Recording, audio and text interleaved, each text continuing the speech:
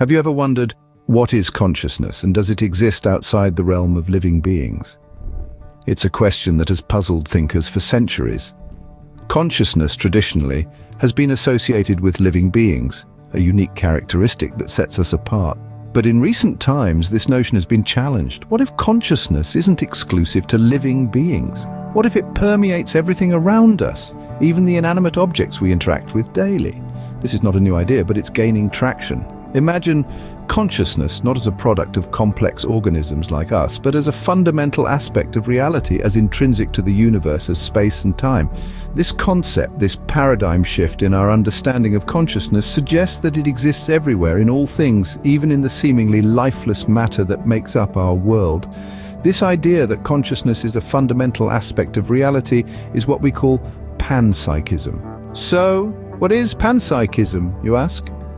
Let's delve into this fascinating concept. Picture panpsychism as the philosophical belief that consciousness is not limited to living beings alone.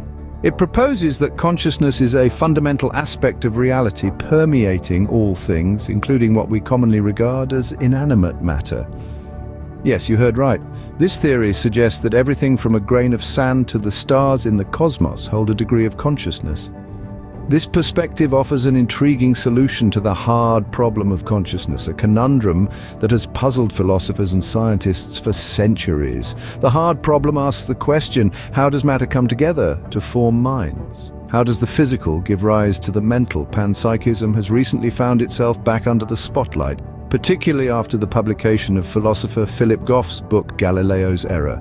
In it, Goff revives the panpsychist perspective, sparking renewed interest and debate in both philosophical and scientific circles. Despite its intriguing proposition, panpsychism is not without its critics.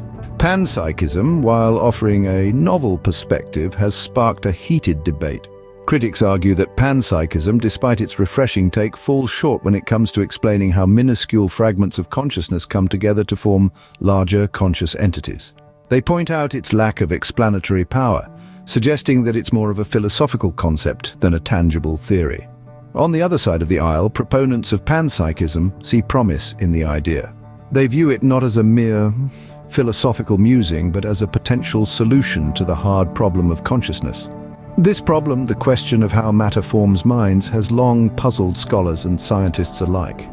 Proponents argue that panpsychism, by proposing that consciousness is a fundamental aspect of reality, offers a fresh perspective on this age-old conundrum. It views consciousness not as something that arises from matter, but as something that is intertwined with it, present even in inanimate objects.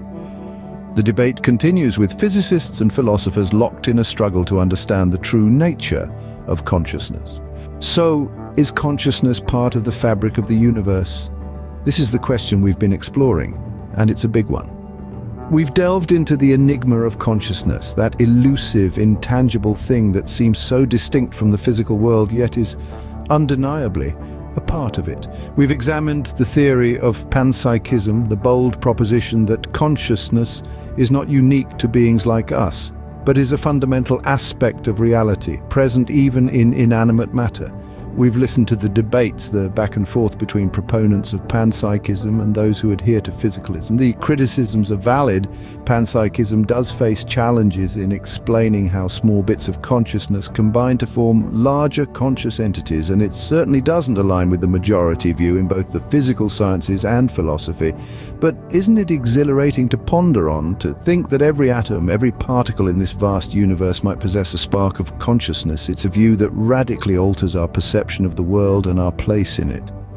Whether you believe in panpsychism or not, it certainly gives us a fascinating new lens to view our universe. So, what do you think? Is consciousness woven into the very fabric of reality?